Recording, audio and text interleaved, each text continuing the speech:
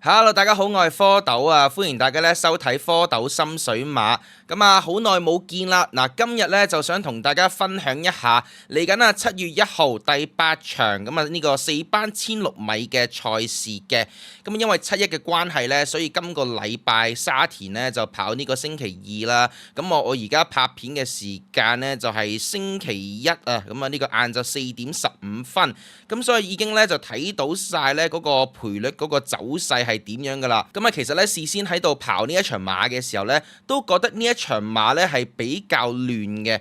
但係冇諗過一開盤咧，竟然呢一隻11號嘅開心宇宙咧，暫時咧就成為咗一隻37蚊嘅大熱門啊。喺呢個情況，梗係揾啲嘢搞搞佢啦，係咪先？所以呢一條片咧，就想同大家分享一下咧，自己小弟喺呢一場咧一啲嘅冷門心水嘅推介。這邊廂呢隻開心宇宙開開心心咧，賣到37蚊咧，我自己中意嘅冷門啊，13號呢一隻精算特殊咧，現時嘅賠率咧就賣到30倍嘅，真係叫做啖啖肉啊，買個批咧都非常之好分啊。始終咧呢隻精算特殊咧同嗰隻開心宇宙咧，其實之前咧喺呢個644嘅場次咧，大家都困過嘅。不如就首先睇咗當時644佢哋兩隻馬點跑先啊。好啦，一開閘嘅時候呢，見到一檔黃帽藍衫呢一隻12號精算特殊呢，其實呢就唔快嘅，其實呢有啲慢添噶。但係呢，因為佢有個天然嘅一檔啦，你會見到陣間呢，希威森呢側住隻馬呢，最拉尾係守到個 box 嘅。見到出邊呢，哇，騎得好大步啊，藍帽黃衫啊，騎得好開心。呢隻開心宇宙呢，慢慢，你見到細判呢，其實呢就捽咗去前面啊，搞到自己呢要喺一個冇遮擋嘅位置。自己度帶嘅。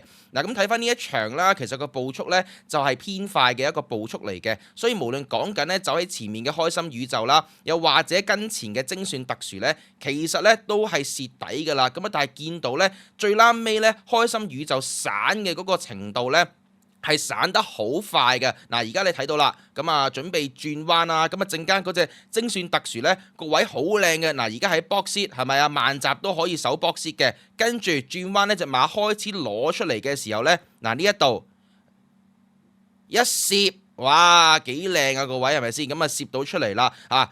全面衝線機會啦，見到呢度騎落去呢，喂，隻馬有㗎喎，係咪啊？大家應該拍定手，諗住可以收得錢啦。見到後面嗰隻開心宇宙呢，就唔太開心嘅啫嚇。喺呢一度呢，其實隻馬呢已經褪緊啦。諗住喂精算特殊贏得啦。喂，唔係喎，望望後面呢一隻9號呢，火焰閃爍同埋出面啊龍紋邊影兩隻馬殺上嚟啊。最後尾呢隻精算特殊呢，就緊保得住個第3名嘅。足之咧精算特殊咧就跑翻個第3啦，輸頭馬火焰閃爍個零馬位。至於咧開心宇宙咧呢一場咧就跑過第9，都輸成咧6個馬位嘅。當然啦，開心宇宙咧最好嘅跑法咧當然唔係自己冇遮擋咁樣自己放啦，佢最好嘅跑法咧其實咧就係守住一啲好位咧。你見佢之前嗰場604咧都係守住個 box 咧，最尾嗰個走勢咧就係相當之唔錯嘅。但係如果你話喂，大家同樣出自呢場644，同樣都係蝕咗一個偏快嘅步速。你呢隻開心宇宙呢，輸咁遠呢，而家賣緊38蚊嚇，調翻轉我隻精算特殊呢，喺呢一度呢，30倍嘅冷門呢。真係好難呢，就唔去攻擊你嗰隻開心宇宙啦。你再仔細睇翻呢一場馬啦，你見到其實呢，除咗隻精算特殊呢係跟前咁樣走翻嚟呢，你見到頭馬火焰閃爍啊、龍紋邊影啊，甚至乎後面始終如一九恩哥準輝煌，全部馬呢都係大後上咁樣殺上嚟噶。唯一跟前頂到呢一場嗰隻馬呢，就叫做精算特殊啊。跑完呢一場644啦，見到下一場702呢，繼續都係用翻呢個希威森，同今次一樣啦，都係排住一個大外檔，佢當時呢就排住個10檔，但係都仍然呢可以自己就帶出嚟自己放啦。但係呢場702呢，其實你睇翻嗰個步速呢，呢一場呢開咗個步速呢係好快嘅。呢隻英俊飛區呢就贏咗啦，贏呢隻精算特殊2個馬位啦，跑第3名呢。海船幸運啊，頭先見到嗰隻龍紋邊影呢，喺呢一度呢都跑翻個第4嘅。但係如果你再望翻呢場702呢，啲馬再出嗰個水準是怎樣呢？望一望呢隻英俊飛區佢頭先講咗啦，呢一場呢個步速好快嘅情況之下呢，咁佢蝕咗個快步速都贏到，再出呢，其實770呢。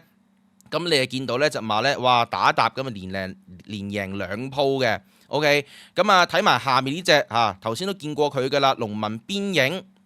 咁啊跑完呢場702，喂又係連續打搭呢。雖然佢轉咗過去谷草啦，咁但係都係連續2場呢就贏咗嘅。咁啊甚至乎你見到呢一隻啦，跑第5名嘅風神啊。咁啊跑完呢一場702呢，其實下一場呢都叫做大大改善到佢嗰個名次呢，跑翻個第2。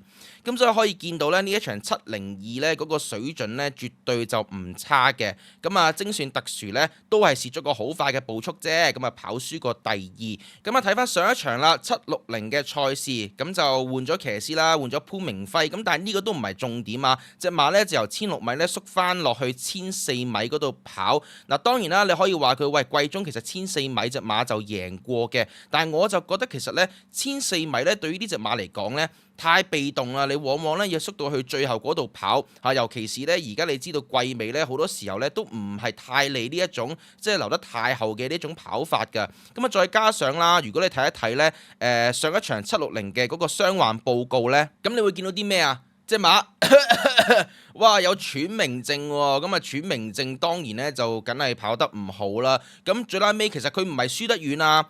佢輸4個馬位呢，其實你見到呢，同住嗰個主馬群呢都係唔遠嘅。你見到後面嗰啲馬呢，除咗俾頭4名嗰啲馬呢彈甩咗之後啦，其他後面嘅馬呢，全部大概都係輸緊3-4個馬位噶啦。咁啊呢隻精算特殊呢，佢呢一場有喘鳴啦，再加埋呢，其實佢個出閘反應呢都唔算特別好嘅啫。喺咁個情況之下呢，都叫做可以跟到個主馬群翻嚟呢。咁其實呢，我覺得就收貨噶啦。嗱，今場咁啊翻上嚟呢，呢一個4班嘅1600米啦，其實你見到呢，你話呢隻馬喂喺4班係咪即係冇乜威脅啊咁樣？咁但係你見到佢最近嗰啲即係1600米嘅表現呢，喂枕住真係好近㗎喎，有獎金之餘呢，入批㗎喎，輸頭馬其實呢唔遠㗎喎。咁呢一隻馬呢，你今次呢，因為上次嗰個喘鳴再加埋今次喂抽住個14檔嘅大外檔，咁啊雙重不利因素之下呢，賣到成30倍呢。我自己覺得呢，冷門方面呢，大家就千祈唔好忽視咗呢一隻嘅精算特殊啦。咁你話呢一場佢排住個14檔點跑呢？其實你睇呢一場呢，嗰個形勢呢，跟前嘅馬呢，其實老實講呢，係真係多嘅。你話隻精算特殊呢，抽咗個14檔有冇能力呢？可以擺喺前面度自己走呢？咁呢個呢，都要好睇呢臨場嗰個出閘嘅反應啦，同埋當時呢馬匹嘅互動嘅。咁如果隻精算特殊哇針出嚟好 sharp 喎，咁好咁樣俾佢擺咗喺前面度走，咁啊大家都知道最近嗰啲即係季尾賽事啦，全部呢喺前面走翻嚟嗰啲呢，都叫做即係叫定糊先啦，係咪啊？叫做有糊叫先啦。咁但係你話喂最壞打算14檔佢埋唔到嚟，會唔會全程走3碟㗎？咁其實你睇隻精算特殊呢，嗱以往呢隻馬呢就跑到去1800都贏嘅，甚至乎呢你見到跑到去2000呢。隻馬都係有試過嘅，咁所以證明隻馬咧都有一定嘅氣量嘅。如果你話真係喂好唔好彩，全程走住個3碟，咁睇下佢即係本身隻馬自己帶啲氣量啦，又或者佢近排嗰個狀態都唔錯咁樣，可唔可以克服到呢一個14檔啦？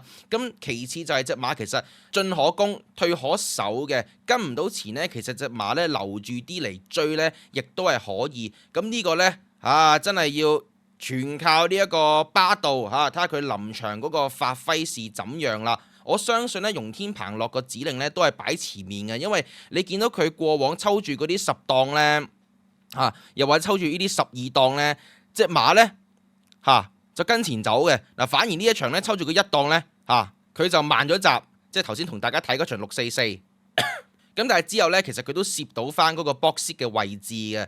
咁今場14檔呢，其實跌埋心水都係走噶啦。咁所以呢一場呢，我首先推介咗呢隻先啦。咁13號容天鵬巴道嘅精算特殊。咁睇下大家會唔會買啲 win pay 啦。咁但係如果你話喂用嚟做 Q 膽呢，我又唔係話好滯噶啦。咁所以我自己投注呢，可能就會呢，就係3隻馬咁樣互穿呢去做一個 Q 或者 Q pay 嘅。咁啊，好快講一講啦，我會互穿邊兩隻馬呢？咁首先我攞翻隻14號嘅彭越先啦。嗱，其實呢隻馬呢，你話佢真係好叻呢，就唔係噶啦。咁但係其實如果大家呢有即係睇我 YouTube 呢，其實前一場呢，740呢場賽事呢，我係喺 YouTube 出咗個 po 啦，當時就同大家即係好耐冇講馬，咁就推介咗呢隻彭越俾大家去做參考嘅。咁其實哇好辛苦啊！呢個第三名即係最拉尾，其實你見到佢輸成4個幾馬位呢，呢一個第三呢係真係失望嘅。咁但係其實點解揀佢呢？你見到隻馬，喂41分、40分係咪啊？喂嗱減完啲分就死翻去5班嗰度啦。咁但係你見到唔係嘅，即係你見到前一次我揀佢嘅時候呢，文家良呢係加強咗啲操練啦，甚至呢係攞隻金鑽貴人呢同佢拍咗2課嘅。咁所以即係見到喂40分呢啲咁樣嘅減分關口又唔肯落去，咁啊加強操練。見到幕後咧，應該係有心咧，同呢一隻馬咧就係盡快交代㗎啦。咁啊，上次770嘅時候咧，都叫做係緊啦。嗱，輸翻又係俾啱啱我哋見到嗰啲馬啦，英俊飛驅同埋火焰閃爍都係準住近排咧喺4班 fit 開嘅馬。咁你見到佢輸咗一條頸位咧，證明呢隻彭越都係有近況啦，同埋見到幕後咧真係想咧俾佢喺4班嗰度交代嘅。咁所以咧，彭越呢一隻馬咧，我自己都會要翻啦。咁啊，另外第3隻馬咧，我會再揀落去呢，都係一隻冷門嘅馬匹嚟嘅，揀到呢，有5號呢一隻嘅威武年代啊！咁啊，同大家睇一睇上次威武年代啦，721呢一場嘅賽事。咁同場咧都可以睇埋嗰一隻嘅紅衣醒目嘅。咁啊，一出閘嘅時候咧，見到呢隻4號紅衫嘅紅衣醒目咧，就應聲彈出嘅。呢一度咧，浸一聲咧就出咗嚟噶啦。咁但係無奈啦，排住個大外檔咧，其實呢度你見到咧，最拉尾咧係要俾人頂到全程跟住個3碟嘅。咁由最拉尾守翻上嚟第3匹馬啦，83藍就5號呢一隻咧，就係威武年代啦。其實出閘反應咧都唔算慢嘅。咁但係始終咧，同嗰隻紅衣醒目一樣，都係抽住個大外檔啦，咁好過隻紅衣醒目嘅呢隻威武年代咧，就唔使話全程頂住個3碟。嗱，咁如果你睇翻呢一場嗰個步速咧，其實咧都係偏快步速嚟嘅，咁都係有利呢啲即係後上馬去追咁樣啦。咁啊睇到呢隻紅衣醒目啦，嗱呢度嚇已經全程蝕住個3碟啦，呢度再攞出去。咁啊，其實都真係幾蝕嘅。後面嘅威武年代呢，嗱呢度都唔係話慳啊，仲兜過出面呢，仲外過嗰隻紅衣醒目喺呢一度衝噶。咁啊，睇一睇最尾嗰個走勢啦，其實全程蝕住呢個3碟嘅紅衣醒目呢，唔斷喎。呢度隻馬呢，繼續呢都叫做有少少走勢。咁啊，睇埋後面嗰隻啦，粉紅色眼罩呢，啊83威武年代呢度個勢呢都相當之唔錯噶。咁啊，殺緊上嚟之際呢，啊最尾收復翻呢一個都好大嘅失地，咁啊同嗰隻紅衣醒目呢，其實都差唔多位置呢咁樣去衝線嘅。咁其實事後咧，潘頓都有解釋嘅。佢話跑呢一場1400米嘅時候咧，咁啊當時呂健威嗰個嘅指示啦，就係希望咧可以將隻馬擺前啲。咁但係潘頓就話咧，呢一隻馬咧喺早段嘅時候咧就交唔到一個好嘅速度出嚟啦，最拉尾咧就要縮到去包後咁樣去走嘅。咁呂健威亦都自己覺得咧隻馬咧應該增程啊，跑翻1600米嘅賽事咧係會適合翻隻馬多少少。咁事實上咧你見到隻馬其實過往咧喺1400咧都係真係放得出㗎，咁啊1600嘅時候咧當然都能夠可以擺前啦。嗱，你見到佢上次2次咧都係抽住一個12檔同埋14檔嘅大外檔，今次翻嚟1600米咧，咁啊換咗董明朗啦，董明朗都係一個即係幾好分頭嘅一個騎師啦。佢終於抽翻個內檔，咁啊攞住個4檔咧，預期隻馬咧就唔需要咧，就係留到好後啊，甚至乎咧可以跟前咧守翻少少好位啊。咁啊喺呢個情況之下，我見到而家咧都仲賣緊17倍嘅冷門咧。咁啊，如果大家中意跑冷的話咧，我覺得呢隻威武年代咧，今次翻嚟1600米攞翻個內檔，其實咧都係有機會㗎。好啦，咁啊最後總結一下啦，呢一場咧其實我自己最中意咧就係13號嘅精算特殊。